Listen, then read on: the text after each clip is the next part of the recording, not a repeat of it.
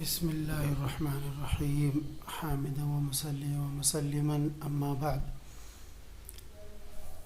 ایک صحابی تھے حضرت ابو سلمہ رضی اللہ تعالی عنہ، وہ حضور اکرم صلی اللہ علیہ وسلم کے ساتھ غزوہ بدر کے اندر شریک تھے، اور پھر اس کے بعد غزوہ احد کے اندر بھی شریک ہوئے، اور ان کے بازو میں ایک بہت گہرا زخم لگ گیا۔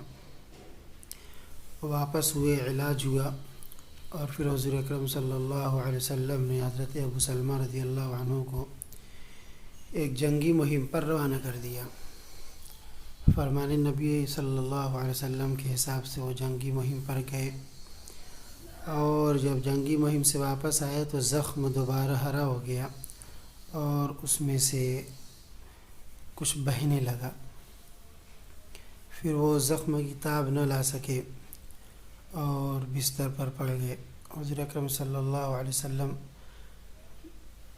تشریف لائے، جبکہ ان کی حالت بہت نازک ہو چکی تھی۔ جیسے ہی حضور اکرم صلی اللہ علیہ وسلم تشریف لائے اور ادھر اندر داخل ہوئے، ادھر حضرت ابو سلمہ رضی اللہ عنہ کی روح پرواز کر گئی۔ حدیث میں آتا ہے بیہقی کے مطابق کہ ان کی آنکھ کھلی رہ گئی۔ حضور صلی اللہ علیہ وسلم کا دیدار کرتے کرتے روح نکلی تو آنکھ کھلی رہ گئی۔ آپ صلی اللہ علیہ وسلم نے فرمایا کہ روح جب نکلتی ہے تو آنکھ اس کو دیکھنے میں رہ جاتی ہے، تو آپ صلی اللہ علیہ وسلم نے ان کی دونوں پلکوں کو ڈھک دیا، اور ان کے گھر میں عورتوں کی اور موجود لوگوں کی چیخیں نکل گئیں، سب رونے لگے۔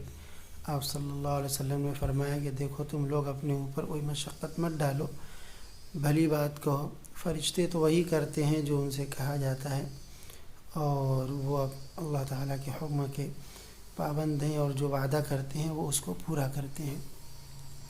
تو حضرت ابو سلمہ رضی اللہ تعالیٰ عنہ تھے، جن کی وفات کے وقت حضور اکرم صلی اللہ علیہ وسلم نے اپنے دستے مبارک سے ان کی دونوں آنکھیں بند فرمائی تھی، رضی اللہ عنہ ورضوا عنہ، والسلام۔